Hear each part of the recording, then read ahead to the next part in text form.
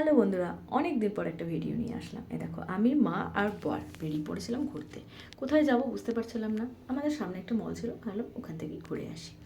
দেখো, রাস্তা দিয়ে যাচ্ছিলাম, তাই আশেপাশে একটু এদিক ওদিক ভিডিও করছিলাম। আর বরকে দেখো, ও তো আমাদেরকে ছেড়ে কত দূর এগিয়ে গেছে আগে আগে। যাই হোক, মলের সামনে চলে আসলাম, অনেকদিন আসাও হয়নি। তো ঢুকতেই আমার বান্ধবীর সাথে দেখা হলো। ও এখানে কাজ করে, বাট ও আমার অনেক ছোটোবেলার বন্ধু। ওর সাথে আমি একসাথে পড়াশোনা করেছি, অনেক দিন পর দেখা হলো। খুব ভালো লাগলো ওর সাথে দেখা হয়ে। আর দেখো, আমি ভিডিও করছিলাম আর ও পেছনে আমার মায়ের সাথে কথা বলে যাচ্ছিলো। প্রচুর গল্প করছিল, জমানো অনেক কথা। আর আমি ভিডিও করছিলাম। কেন করছিলাম, কী জন্য করছিলাম জানি না, বাট ইচ্ছে হয়েছিল করছিলাম। আর আমার বর দেখো আমাদের এইসব কাণ্ড কারখানা উপভোগ করছিল দাঁড়িয়ে দাঁড়িয়ে, হয়তো বোর হচ্ছিল।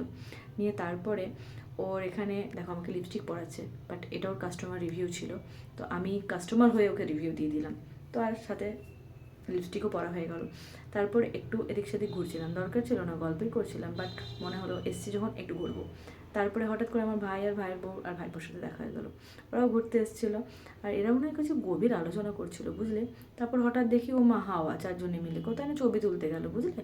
আমরা কেন বাদ যাই, আমরাও ছবি তুলবো। এই দেখো, টেনে টেনে নিয়ে আসছে, বাট এটা অ্যাক্সিডেন্টলি ভিডিও হয়ে গেছে ছবি তুলতে গিয়ে।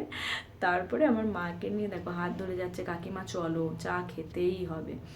তো ঠিক আছে, আমরা গেলাম। বেশ ভালো লাগছিলো, হালকা হালকা ঠান্ডায় বেশ গরম ধোয়াটা চা খেতে খুব ভালো লাগছিলো। খুব এনজয় করেছি সেদিনকে।